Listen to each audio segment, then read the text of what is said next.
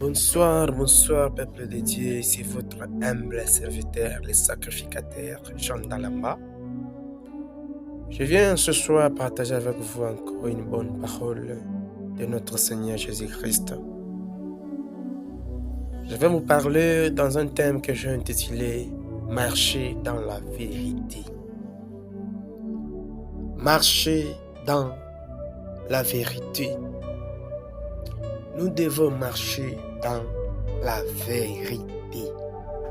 Voilà pourquoi je prends le livre de Jean 17, versets 17 à 19. Je lis au nom puissant de Jésus-Christ. La Bible dit ceci. Sanctifiez-les par ta vérité, ta parole est la vérité. Comme tu m'as envoyé dans le monde, je les ai aussi envoyés dans le monde, et je me sanctifie moi-même pour eux, afin qu'eux aussi soient sanctifiés par la vérité. Bien-aimés dans le Seigneur, dans ce livre, c'est Jésus qui est en train de parler. C'est Jésus qui est en train de parler. Nous devons marcher dans la vérité.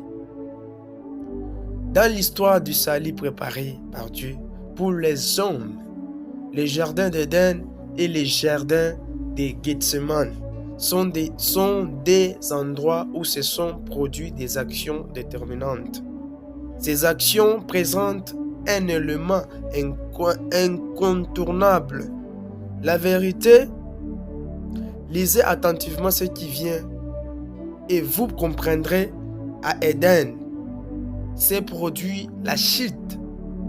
En effet, les jardins d'Éden, qui signifie ordre, avaient tout, y compris la présence de Dieu, pour assurer le bonheur des occupants.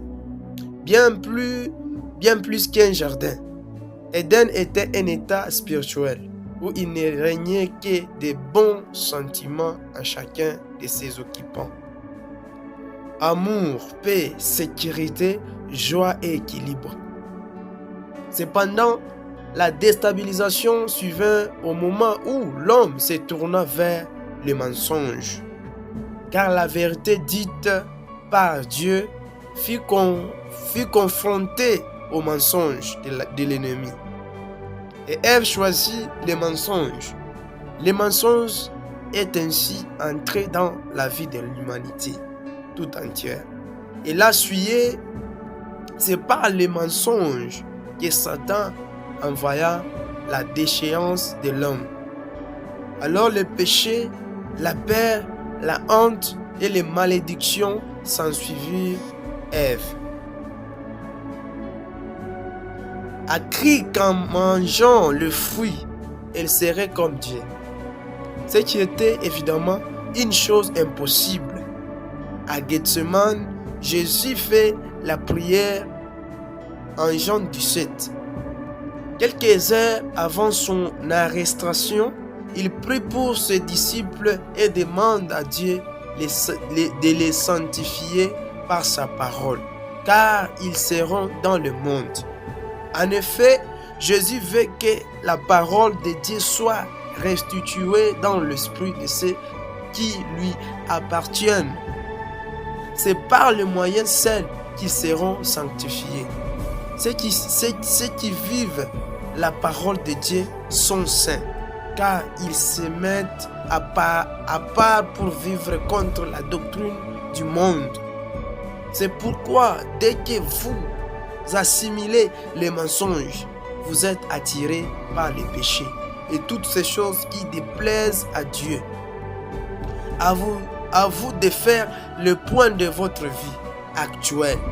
Votre réalité actuelle n'a peut-être pas été créée par vous, mais vous devez chercher à vivre au-delà de votre réalité pour vous approprier la parole de Dieu qui est votre vérité et la déclarer sur votre vie. La parole de Dieu n'est pas un simple livre, mais une véritable boussole pour ceux qui veulent réellement marcher comme Dieu. levée. Il vous sanctifie en effaçant les controversités de l'ennemi dans votre esprit. Vous devez faire le premier pas qui est de croire et de vous reposer sur Christ et sa parole. Alors, il vous donnera la force nécessaire pour appliquer sa vérité dans tous les aspects de votre vie. Bien-aimés dans le Seigneur, il est bon de vivre dans la vérité.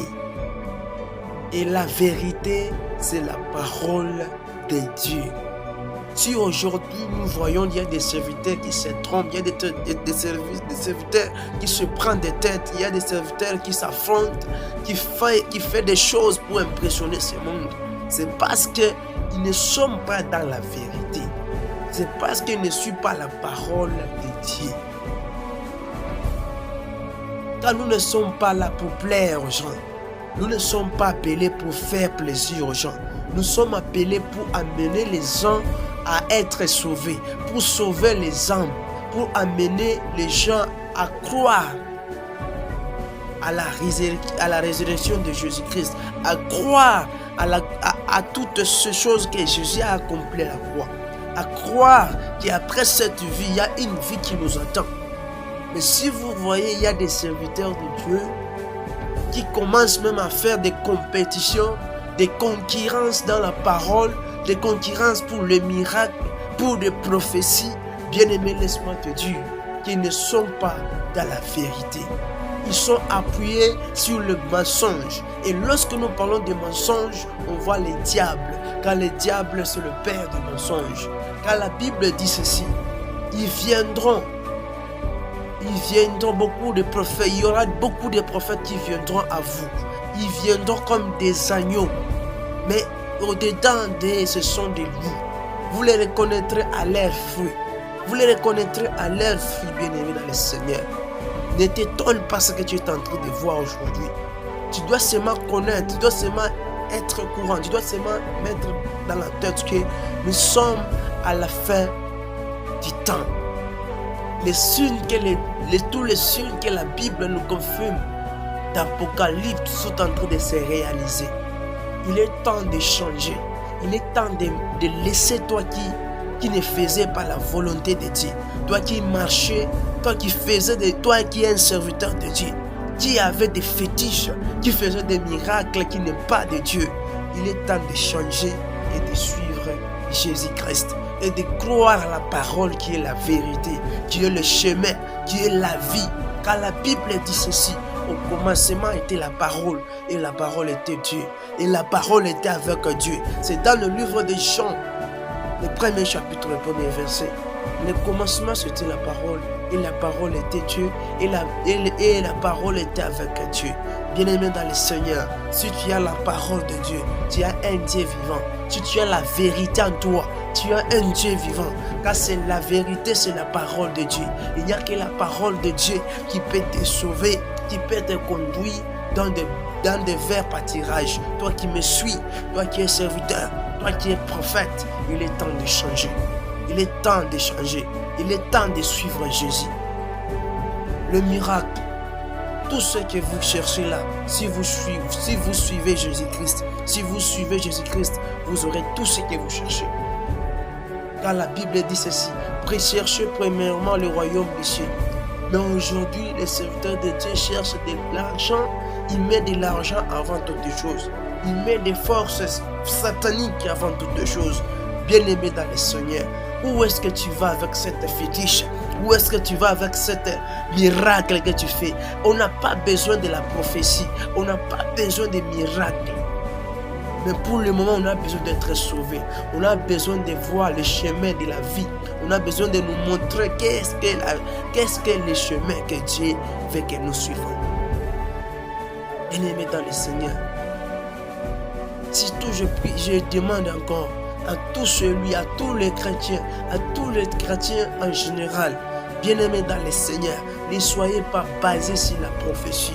Laisse-moi te dire que les démons et les diables, ils sont en train d'opérer, ils sont en train de copier. Quand les diables ne créent pas, ils copient.